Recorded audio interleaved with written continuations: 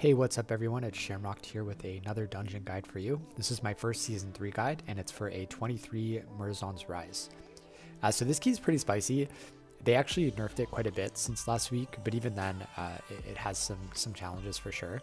That being said, I think it's a lot of fun. I think both of the Dawn of the Infinite dungeons have a really cool atmosphere. They both feel like sort of epic dungeons, and they have a cool story, so it's a lot of fun. And then the fights themselves are not only challenging, but they're actually pretty creative, and that goes for all of the trash and the bosses as well. So definitely two of my favorite dungeons this season. And yeah, so with that being said, let's get started with the talents first. So this is actually pretty standard for what I've been using for the majority of dungeons so far, as we're kind of figuring out what to do, what works and what doesn't.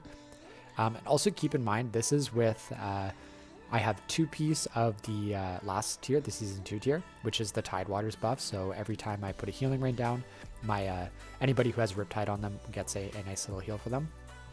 And then I also have the 2-piece for the new tier, the season 3 tier. And this 2-piece basically gives you tidal reservoirs. So every time you heal someone with chain heal, healing wave, or healing surge, it will give that person, the initial target, a buff that basically heals them for, or you know, a heal over time effect that heals them for a percentage of like all of the Riptide heals that you have out. So it's like a nice little trickle effect. That being said, it doesn't seem like it's the most effective in dungeons, but it's still like a nice to have. It's better than what I thought. After I'd been using it for a bit, I do enjoy it. That being said, if you're somebody who's nervous about breaking your old 4-piece or 2-piece for that matter, I will mention that I did see a really nice increase in just overall healing and overall survivability for myself once I did switch some of that gear out, just because of the eye level upgrade. You're getting so much more stamina, so much more intellect. So keep that in mind if you are on the fence. That should be a very big driving factor into why you would want to break your old tier set. Okay, so looking at the left side, we have our utility talents. So it is Entangling this week. That's right, the affixes this week are Tyrannical, Entangling, and Bursting. So for Entangling, I will always have Thunderous Paws pretty much in every single dungeon, just because it's an automatic instant way to get out of Entangling. And also, if you checked out my utility chart, you'll see a note that I put there that Thunderous Paws, especially in this season, is very useful for a ton of dungeons. There's a lot of like, you know, get out of here ASAP mechanics for a lot of trash and bosses. So Thunderous Paws is just like a really nice way to deal with that. All right, moving down. Actually, hold on here. I do not have Trevor. Sorry, that was for an older, a different dungeon that I was running, probably in between that one and doing the video. So, anyways, this is the actual build, and I will I'll link this import string into the details section of the video as well. All right, so for my stun totem, I have Static Charge as the augment talent for Capacitor Totem. This is going to make your Capacitor Totem just have a shortened cooldown, which is really amazing for a lot of these dungeons. I'm actually favoring it over Guardian's Cudgel this season. I'm not sure why. I think Guardian's Cudgel is also very useful as well, but yeah, Static Charge has definitely been my go-to so far. All right, moving down. Oh, once again, that was the wrong one. I'm sorry. So this is actually supposed to be Earth Grab Totem, so I'm going to change that now. Earth Grab is actually pretty nice in Murozond's Rise, just because it will help with, there's two main sections that it will help with. The first is on Morchi, with the ads that come out that you need to bait through the traps. Earth Grab Totem is a good way to slow them down and to stop them if you want to sort of like space out the trap explosions, which you'll see when we actually get to the video. And then also, this is good for the Horde or Alliance boss. Sorry, I forget what it's called, but the trash, like the tank before you actually start the boss, throws out a bunch of goblin sappers that chase people down and explode. So the Earth Grab Totem basically stops them in their tracks, which is great. And yeah, it's also just useful for regular trash. It just slows things down. But I think Earth Grab over Windrush. However, Windrush has its own uses. It's always nice to have a good speed buff. So I think these are kind of interchangeable, but I do find some good use on Earth Grab in this dungeon. Okay, moving down, there's probably a debate between like going on in your head sometimes about whether to pick Surging Shields or Swirling Currents, because you need either one to get to Spirit Walker's Grace. I personally find more use in Swirling Currents, especially because Cloudburst Totem was nerfed. So this kind of just helps it be, you know, still useful. I feel like if we didn't run this talent, Cloudburst would be even more down bad. which is unfortunate. So Cloudburst as it is right now, even with the nerf, is an extremely strong cooldown. It's if you know how to use it and when to use it, it's one of the strongest tools in your kit. So I think buffing that is only, is the way to go. That being said, Surging Shields has its uses as well. The only thing I don't like about Surging Shields is that the most value you get out of it is obviously in the amount of healing it does to the tank. And unfortunately, Earth Shield, the healing that Earth Shield does to the tank is not like amazing. It may look like a lot over the span of a dungeon, but it's not healing that they couldn't do themselves or that you couldn't do. It's such a little like amount of healing at a time. Really what you want Earth Shield for is the DR that it gives, the 6% DR that it gives on the target. So I think giving up Surging Shields is probably better than giving up Swirling Currents. But once again, that's just my opinion. So you just pick whichever one you feel more comfortable with. All right, moving down, this is pretty standard. So I definitely have Thundershock talented because especially this season, being able to CC ads and being able to interrupt groups of ads together and to knock up some of those uninterruptible spells is amazing. So absolutely take Thundershock. I have Graceful Spirit over Mana Spring just because Mana Spring kind of useless, unfortunately. And then I do take Stone Skin Totem. So Murozond's Rise is probably one of the like 3 dungeons out of this dungeon pool this season that doesn't like really benefit from Stone Skin Totem. However, it's going to help you on the Horde Alliance boss. The axe throwers that happen, I think the boss itself does a lot of physical damage. So this is a dungeon where I'd take Stone Skin, specifically on a Tyrannical week just for that boss. All right, and then going on to the right side, I don't really have Totemic Recall or Creation Core. You could run these if you find that you're struggling and you need a little bit more Cloudburst to help you out, because this is really going to help on fights where there's a lot of rot damage, or maybe there's a lot of burst damage and you find yourself struggling with mana. Having an extra 1 or 2 Cloudburst totems will always help with that for sure. However, I didn't feel like I needed them for this, so that's why I didn't run them. But I did run the cooldown reduction talent for totems, which is pretty stable. I feel like that's pretty needed for our kit. And then I also have Totemic Focus as well, which increases the radius and the duration, which is great. Okay, moving on to the right side. This is very similar to what I've been running last season. It's actually probably the exact same now that I'm looking at it. So I haven't really made any changes yet. I feel like once I get the new 4-piece bonus, I may get rid of Wave Speaker's Blessing and possibly even the Primordial Wave augment talents and go into AA and possibly have my more DPS talents as well. But that being said, like if you're following my guides, this is totally fine. This has worked like so well for me over the last couple of weeks. So I would suggest going with this. And then once we get a little bit more practice with the 4-piece and we see how things shake out with more gear, this guide might switch up a little bit. If you're running somewhat lower keys, like if you're not pushing like the highest of the highest, what you could do is, and you want more DPS, is you could give up Wave Speaker's Blessing and you could put it into Master of the Elements, and then you could give up 1 talent point out of Ancestral Vigor and put it into Lava Surge. And then this is what I would run probably if I was running lower keys. All right, here we go. So just a heads up, just like last season and the season before, I have actually sped up the trash section just a little bit, especially on a Tyrannical week, just so we can get through that a little bit quicker. That being said, I will sort of narrate and walk you through what's happening as it's happening. Keep in mind there's also an ability tracker on the top left, so you can check out what I'm casting and in what order. So on a Fortified week, you definitely lust this pack, but on a Tyrannical, you probably want lust for the first boss tier, just because he takes so long. He's a tank. He has so much health, and you'll go through a lot of phases where you're running around and you can't DPS, and then when you go back to DPS, he has a giant shield. So definitely save lust for him if it's a Tyrannical week.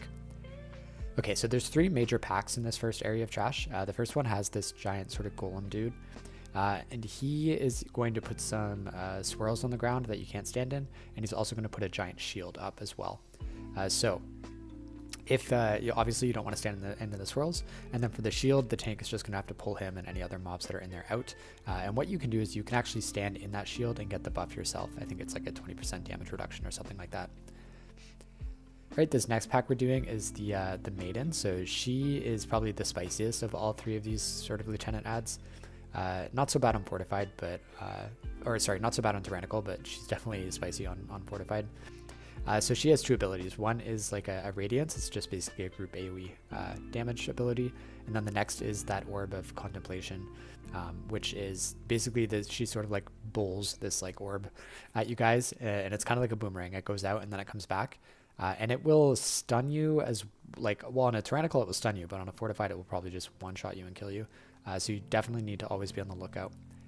This mob by itself, not hard, but if it's, you know, a really high key and the tank is trying to pull multiple trash packs together, sometimes you'll get this mob with others, and that makes it a lot harder. And it's actually, this kind of happened here because the tank, before actually waiting for this ad to die, he went over to the next pack, probably assuming that the DPS were going to just finish it off, which they didn't. So we ended up with just a bunch of extra AoE casts and the orb coming out randomly, which thankfully didn't kill anyone, but is probably not the way to do this. So if you're a tank and you're watching this, make sure your group kills that ad before you move on to the next one. Okay, this last lieutenant is, in terms of hardness, like in terms of difficulty, I would say the first guy we did is the easiest by far. The second one is probably the hardest, the maiden, and then this snake guy, he's somewhere in the middle. So he's going to charge out, and if you get hit by the charge, it's going to do a lot of damage. Once again, it's something that will probably kill you on Fortified, so just be careful of that. And then when he lands, he's going to put this sort of sand circle around him, and it's kind of like a smoke screen. Like, you can't target him outside of it, you have to be inside it, and he starts channeling a cast. So somebody in your group should be sort of dedicated to stopping him and or sorry, to going into that sand circle and interrupting him as soon as possible, and then he'll run out and you can continue to damage him. Alright, so now moving on to the first boss tier, and once again, if you've watched my videos before, you know I sort of slow down the bosses just a bit, just so it's easier to follow along. It's also easier for me to narrate. And then once again, ability tracker top left, so just take a look at that if you want to know what I'm casting. Okay, this boss is not very hard. He does a lot of damage on a higher Tyrannical key, and he actually has a lot of mechanics, but overall, it's definitely like a good first boss. It's not too hard. You will be lusting here, like I said on Tyrannical weeks, just because this boss is a tank. He has a ton of health, and he's going to take, you know, somewhere around 4.5 minutes at least, probably even closer to 5 minutes on really higher keys. So just, you know, be aware of that.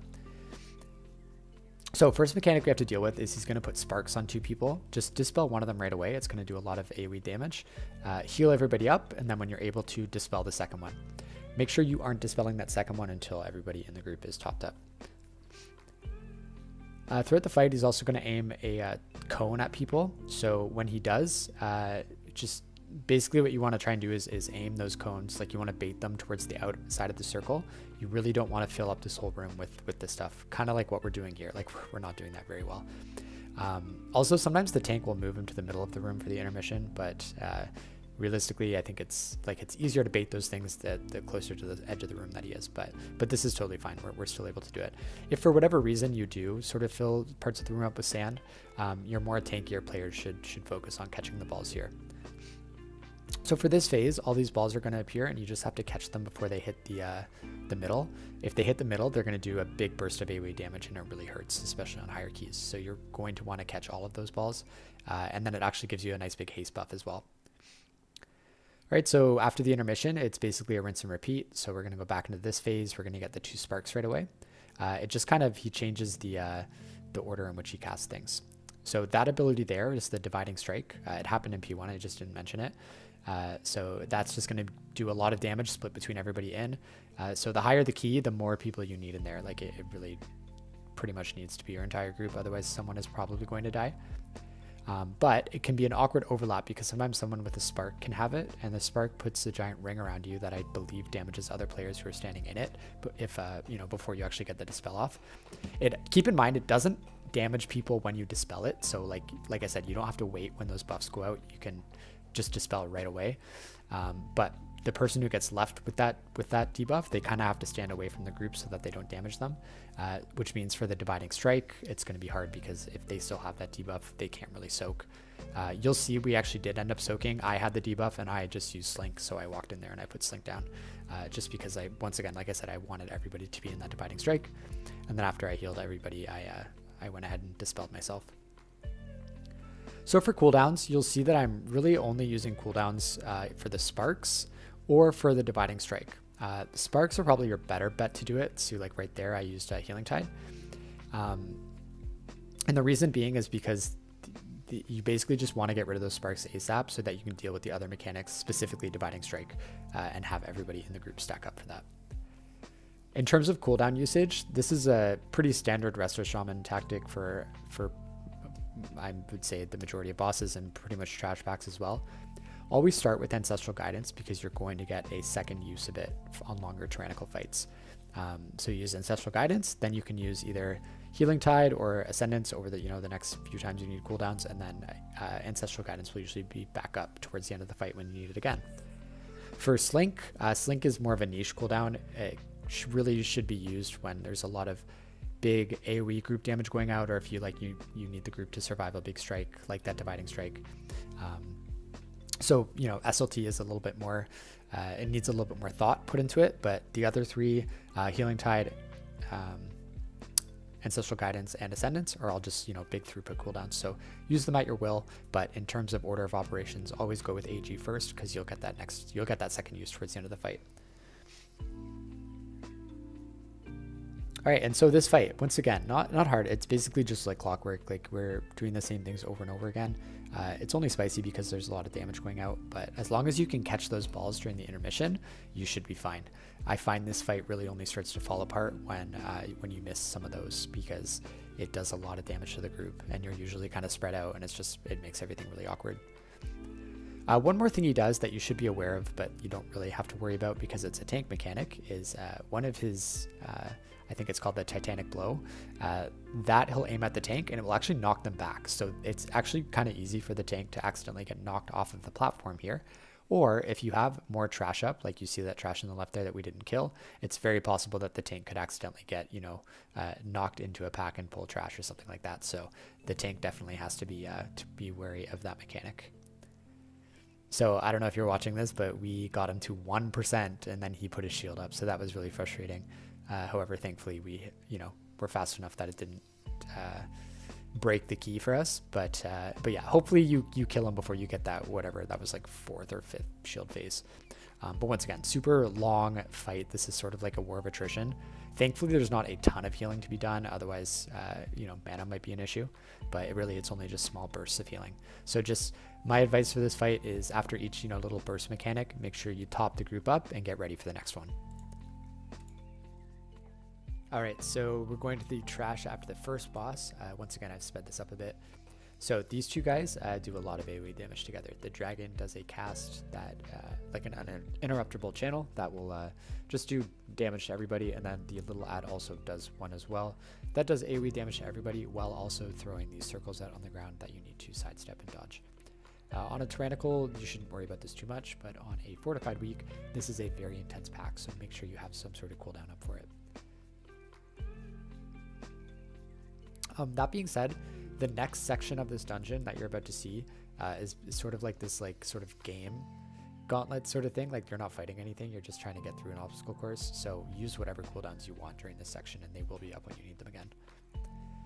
Okay, so you guys get to watch me be very bad at this. I'm not so good. I think the key to this is actually to kind of stop and take your time a little bit. I'd like to sort of just rush through it because like 20% of the time it works and then I feel cool because I've like ran through the whole thing. But I think if you actually stop every so often and just like see where people or where the dragons are going to do their stuff, you'll be more successful. Because as you can see, I basically just run through it and it's not working. I think eventually I just give up and wait for the orb on the left to open. That being said, this is fun. This is like a fun mini game. I feel like if they were to make some sort of challenges like this, it could be fun. Like non-dungeon related. I actually think it's kind of awkward that they put one of those in the middle of a Mythic Plus. But at least they have like, it's a thing where like, if people make it, they can activate the orb. Okay, these two dragons, actually not that bad. They're not as hard as the pack that you just did before that little game gauntlet thing. One of them is going to channel an AoE cast, while the other one is going to do like a frontal breath on the tank. So just make sure you're not getting hit by the frontal and make sure that you are, healing through the AoE. You shouldn't really need a cooldown for this. I think if it's a fortified weak and it's a high key, once again, sure, use a cooldown if you want to, but don't blow everything you have on here because you will need some stuff for like going through this next sandy area. And obviously the one that does the AoE first should die first, just to make it easier. Okay, this part is a little bit awkward. I don't think I fully understand exactly how it works. I kind of just follow the tank, but you basically need to clear a path to all 3 portals. There's a portal that goes to Morchi, a portal that goes to the Horde Alliance boss, and then there's a portal that goes to the Galakron's place where you fight Murozond. Okay, so the enemies in this area, thankfully there's nothing complicated about them. They're very much just like the Shaws that explode when you kill them in Temple of the Jade Serpent. So for anybody who's been playing Season 1, this is pretty much a replica of them, except I think they don't do as much damage when they explode, thankfully. Otherwise, you have the sort of dog-looking guys that do the Bloom cast. For Bloom, it's going to put a dot on the tank and a dot on the DPS. It's a pretty scary dot for a DPS, so in my opinion, you should always dispel the DPS right away, and then the tank should be able to survive the dot on their own. The higher you go in, fortified keys, the more that might change. But as far as I've gone like last week and this week, I think dispelling the DPS is the way to go. And that's the same for those ads that do Bloom on Galakron's Fall dungeon as well, in the same room. The other ad here that you have to worry about is the sort of mage dude, and they are going to cast basically they're going to chain cast at the tank, so anything you can interrupt is great because the casts do hurt, and every so often they're going to turn to a DPS and channel, or like they're going to cast this dot on them. It's okay if you let that cast get off because you can just dispel the dot right away.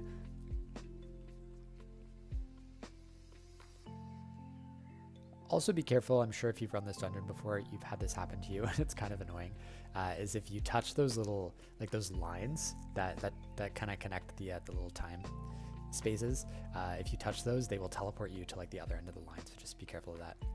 Also, you'll see here, this almost just like completely bricked this for us.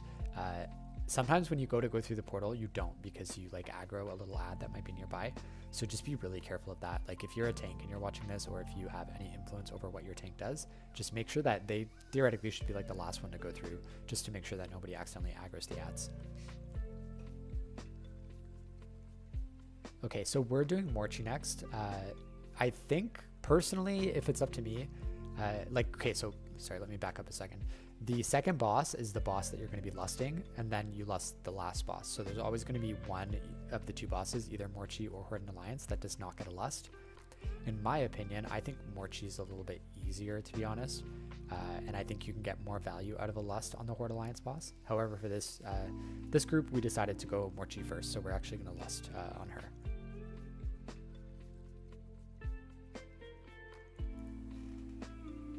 Okay, so for Morchi, a lot of people think this is a scary boss, and it kind of is. I think if you do it correctly, it's not. It's actually kind of easy. It's just, it has a reputation for being really hard, because when this dungeon first came out, it was very, very hard. They've actually nerfed it quite a bit. But that being said, there are a few things to be careful about.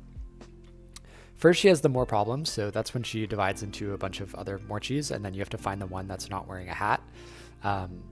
This is one of those things where you're either going to be really good at it or you're going to be really bad at it. Thankfully, I think I'm actually pretty good at it. You just, for me, look for the one with the blue hair. There's only, and that will basically narrow it down to 2, because there's only one Morchi, I believe, that has blue hair and like a tiny hat. So like you can get that one mixed up with the real one. So just be aware of that. But thankfully with the new pinging system, like whoever finds it can just ping where to go. So if you're someone who's bad at that mechanic, just, sort of follow the group. And then, if the group wipes and they mess up, at least it's not your fault because you were following.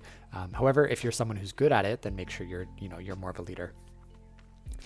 Okay, otherwise she's going to put time traps on the ground, and then eventually she's going to summon ads that follow you. So what you want to do is lead your ad into the time traps. However, these time traps, when they go off, they act sort of like the bursting affix. So the more that go off together, the more damage the stacking dot is going to do to you. And it actually rolls. So if you, I think it's like a 10-second dot, but or maybe a bit less. But if you go through 9 seconds of that 10-second dot and then something goes through a trap, you're going to reset the dot all over again. So ideally what you want is to have either 2 or 3 go through a trap right away, and then have the last 2 or 3 go through a trap. But if you're a good healer, or if you have a lot of cooldowns, you can advise your group and they can have everybody go through, or they can have, like 4 out of 5 and then 1 is left. Also, what's nice for this boss, I don't think I use it that much here because I didn't want to have awkward rolls with the traps. But if you're in a pug and you don't have any communication, or you know there's something like I don't know, if you just need to stop the ads, what you can do is put earth grab down, and that's literally going to stop the ads in their place, which is great. Otherwise, this is the part of the fight where you should be using your cooldowns. It's when the ads are chasing you and the time traps are going off. That's really the only healing intensive part of this fight. So make sure you're using Ancestral Guidance, Healing Tide Totem, Ascendance, all of those to help out with those traps going off. This is a fight where I would probably save Slink for an emergency. So if too many traps go off, that you know, like you maybe do all 5 together, or if you get like a really bad roll on the dot, or maybe the tank all of a sudden is like, you know, they missed a defensive or something and they get down really low, that's probably where I would use Slink on this boss. The last thing I didn't mention is more of the tank mechanics. So there's like a ball, like that sand blast, whatever it's called, that she'll shoot directly at the tank. It actually follows them around. So if they aim it at you, you're going to die. So just be careful of that. They should be aiming it away from everybody. But because of a fight like this where there's some movement and there's a little bit of chaos, you know, you just got to be careful, because if the tank aims it at you, hopefully you have a second and you can move out if your reflexes are fast enough. Okay, actually here is a point. There you go. That's where I used Earth Grab Totem. So I actually got caught in a bad spot where my ad almost caught me. So that was just me using a little bit of using Earth Grab to give myself a little bit of time to get away. And then thankfully we killed her before it even hit the trap, so that was great.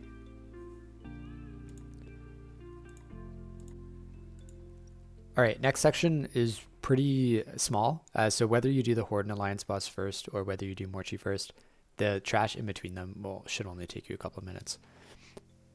Something to be wary about, and it actually happened to us, is if you die in this section and for whatever reason you can't get a res, or maybe like you have all melee and like you're the one who dies or something and nobody can res you, the run back is so long. It's like a good 3-minute run and it can very easily break your keys. So you need to be very careful about not dying during this part, which unfortunately this group was not. So one thing you can do to avoid you know, potentially causing a wipe is as you're running through this middle section to get to the next boss, don't run through the orbs. If you run through the orbs, they're going to explode after a delay and knock people off, just like this dragon here. So I try to res him, but he's too far away, so it doesn't actually work, and he has to run back. And you see he actually doesn't get back until we're literally at the boss, fighting the boss, so he misses like pretty much all of the trash, which is crazy. It's like a ridiculous run back. So anyways, yeah, you're going to run through here to go to the next section. And then, you know, depending on whichever section you did, it's going to be different trash, but all of the trash here is pretty easy. Unfortified, it can be a little bit harder, but it's nothing to really worry about or use cooldowns on, in my opinion. And you could actually skip these eel things. I accidentally pulled a pack, I just moved a little bit too soon, but whatever, we were waiting for that dragon anyways, so it didn't really matter. And like I said, they're easy enough. They're basically just mobs that you need to interrupt, that you can use Wind Shear on, or you can use Thunder Shock if you want. All of them work. All right, going into the next boss. So it's kind of funny. I actually don't know what causes it to be Horde or Alliance. They're the exact same. They don't do anything different. I've been told that it's dependent on whether the majority of your group is Horde or Alliance. Like if most of you are Horde, then you'll be fighting Alliance, and if most of you are Alliance, you'll be fighting Horde. I don't know if that's actually true, just what I've heard, and I'm too lazy to look it up, I guess. But okay, so this tank is going to do a couple of abilities. The first one is the Mortar. If this targets you, don't panic. It basically is just going to shoot things in a line, and it basically gives you a road to run through, and you just have to be quick enough that you don't get hit by the big circles that sort of go in the middle of the road. The other ability he does is he lets out some Goblin Sappers, which will just chase people down, so they should be killed right away, so they don't explode and kill people. This is actually a great spot for your Root Totem, so if you're running Earth Grab, it's perfect for these guys here. Stun Totem also works on them, and Earthbind if you're not running Root, as well as Thunder Shock will slow them down as well. Okay, this is easy enough. Once this guy dies, you're going to get a group of 3 mobs. 2 of them cast like a Rallying Cry, which increases HP, and I think it increases damage as well. And then the other one is going to cast Earthquake, or I believe it's like Consecrate if it's Alliance. The Earthquake actually hurts quite a bit, even on Tyrannical. So on Fortified, it can like basically two-shot you. So if you do get hit by this Earthquake, if it spawns underneath you, make sure you run away from it immediately.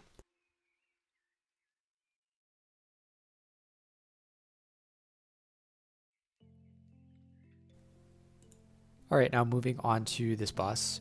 This boss is actually, it's pretty hard. It does a lot of damage, depending on how well you do it. So I actually didn't even know fully how this boss worked, even when I was doing it now. Someone had to explain it to me later. But basically, his abilities, so the boss's abilities, if they hit any of the alliance, like the gold alliance NPCs here, and it kill them, he gets a basically like a stacking buff. And for every stack, this buff, when he attacks the tank, every melee strike is going to hit the entire, like it's going to do AoE damage to the entire group. So if he kills like 5 of the alliance players, he's going to get 5 stacks of that buff, and then his next 5 melee swings are going to damage the entire group. So knowing that now, what I would do differently is I would just, you know, make sure I'm watching the boss and keeping track of the stacks that he's getting. But as it was right here, like I said, I didn't actually fully understand this boss at the time, so I was just healing through the damage and just sort of keeping on my toes. But now that I know how it works, it would probably be easier to sort of plan when to use what. That being said, this is a pretty standard boss. Like, it's only hard because there's a lot of damage going out, but the actual mechanics are pretty easy. So just, you know, use all of your cooldowns to heal through the different damage. Golden rule that we've stated, you know, start with AG first and then work your way through your other ones so that AG is up towards the end again. And then there's one more thing that you have to really worry about for this dungeon or for this boss is that sometimes they'll activate the ads and they'll start attacking you. So there's 2 types. There's one for the Horde. There's one that's a Warlock. I'm pretty sure it's a Mage for Alliance, and they will do like just a random cast on somebody that I believe is a dot, and they will also put like a Rain of Fire or like a Blizzard on the ground that can really hurt people. So just make sure if those casts go off, you're dispelling whoever they hit, and that you're not standing in the way AoE they do. But better yet, you can interrupt them, you can stun them, you can do whatever to stop them as well. The other one is an axe thrower for the Horde, and I believe for the Alliance, it's like an archer or something. So they will just kind of shoot randomly at people, which sucks. It does hurt. But more importantly is they will every so often throw, I believe for the Horde, it's a serrated axe. I'm not sure what it's called for the Alliance, but that will hit somebody and it will put a very nasty bleed on them that lasts a pretty long time. So if that happens to go off, just make sure you are focusing the person that gets hit. But better yet, what you can do is use Thunder Shock, your Stun Totem, anything to just stop them from casting that altogether. You could even run Hex, I think, for this boss and maybe Hex them to keep them from casting that. I don't know if it'd be worth the whole point, but it's definitely something to consider. Also for this boss is Stone Skin Totem. So if you brought Stone Skin, this is a great boss to use it. It's going to help with all of those bleeds. It's going to help with the random shots that they do. And then I believe it helps with all of the damage that the boss does as well. I'm pretty sure it's all physical. So like I said before, I actually enjoy having Lust on this boss. I think this is the better one to use Lust on. But if you don't, it's still doable like we just did right here. This is another fight where I would say save Slink for if you have an emergency. So we clearly messed up at the end here. I think he maybe just killed too many of the Alliance players, and also we just had some ads up that weren't dying. So Slink actually kind of saved the day there, which is awesome. You know, for anybody who says Slink is a stupid cooldown, they just don't know what they're talking about. All right, so after you've killed both Morchi and the Horde Alliance boss, there is one more trash pack that you do before fighting Murozond. So on Fortified, I think this is probably one of the scariest packs out of all the dungeons. It reminds me a little bit of if you remember the pack before the last boss in Temple of the Jade Serpent again. Yeah, it's just one of those packs that can sort of make or break your dungeon. So if you're doing this on Fortified, be ready. Try to, like, you know what I mean? Use whatever cooldowns you can to live through this. You know, don't be stingy. Don't try to save for the boss. You'll be fine on the boss. Just get through the trash. Now, since it's a Tyrannical week, I tried not to use really any cooldowns, which I believe is what happens. I don't think I actually use anything on this pack, other than Spirit Walker's Grace. There's a lot of movement that happens during this pack because you have 2 of those ads that do the AoE damage while throwing the circles out, as well as one of the dragons who does the big AoE damage. So you basically have 3 ads trucking you with AoE, and you have to move while you heal. So it's a little bit crazy. I think it's awesome that Blizzard puts challenges like this in these dungeons. So if I wanted to use a cooldown here, I actually probably wouldn't use Spirit or use Ancestral Guidance, just because that's the first one I would want to use on the actual boss. What I would do here is I'd probably use like Healing Tide or Ascendance. But once again, because it's Tyrannical, all I needed to use was Spirit Walker's Grace, and then just, you know, Chain Heal with Cloudburst down, Primordial Wave, all that stuff. And then we were totally fine. Okay, so going into the boss, before I actually start slowing this down, just a few things.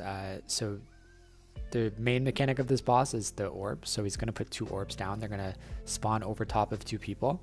And if you're standing under the orb, it falls down super slow. And if there's nobody standing under it, it basically instantly falls down to the ground and does a big burst of AoE damage.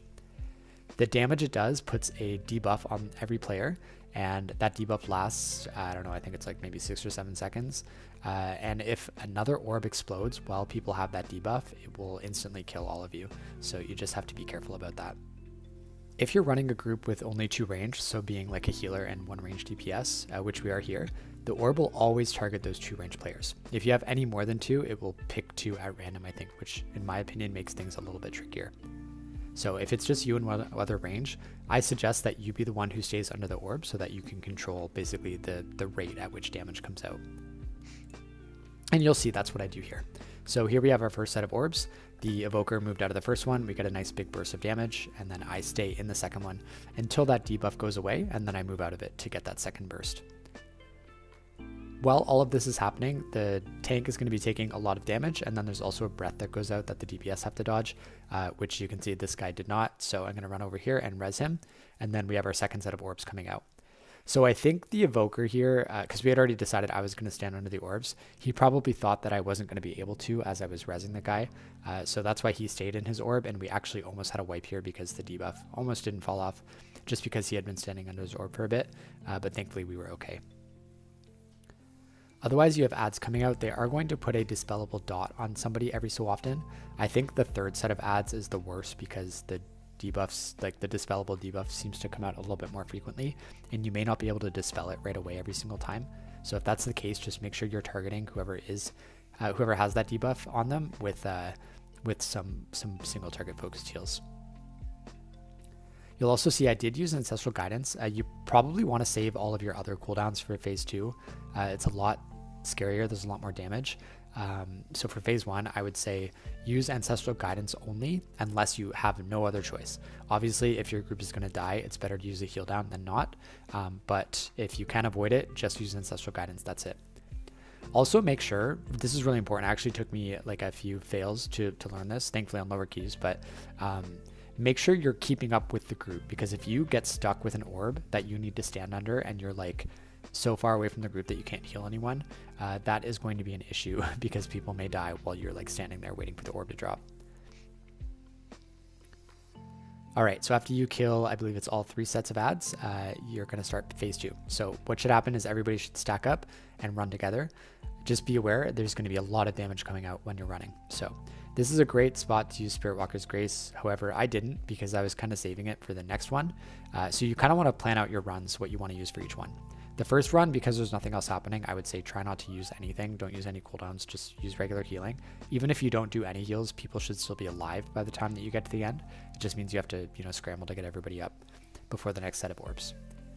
So this is all phase 1 stuff. You're going to have the orbs. The tank is still going to be getting trucked with the debuff and the breath. The only difference now is that every so often you're going to have to run away from the swirls, and they're going to be doing a lot of AoE damage to your entire group. So that damage along with the orb dot can really truck. So just be careful of that. What I do is I kind of put a cloudburst down for every first orb explosion so that I can fill that up with healing from the first orb. And then I pop a cooldown on the second orb, so that kind of ties us over while we're running, and then you can pop that cloudburst down, or sorry, pop that cloudburst healing sort of while you're running to top people up if you can. Or you can use it to just top people up before you run, whatever works for you. But you'll see I'm sort of cycling through my cooldowns, so I just use Healing Tide for that one. The next one I will likely use Ascendance, and then probably Ancestral Guidance, and then finally I'll probably use Slink when things are getting dicey towards the end. Very important as you're running, don't fall behind and don't get hit by the actual swirls that are coming down because they will kill you. That's actually how somebody dies here. We actually had quite a few deaths during this boss fight. We had someone die from the breath at the beginning. We have someone die here from the swirls, like right there.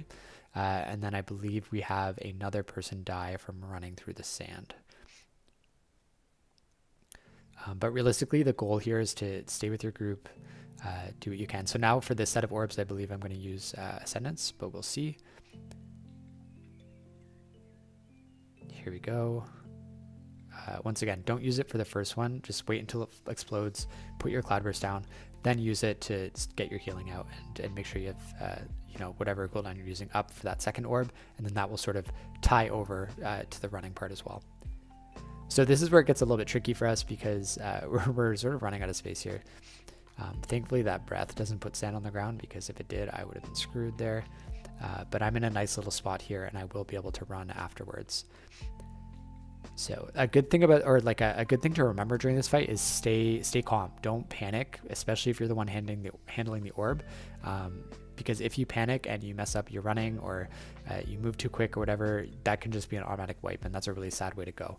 So just make sure, if you're doing the orb and crazy stuff is happening, that your main focus is always going to be making sure that orb does not fall before it actually should.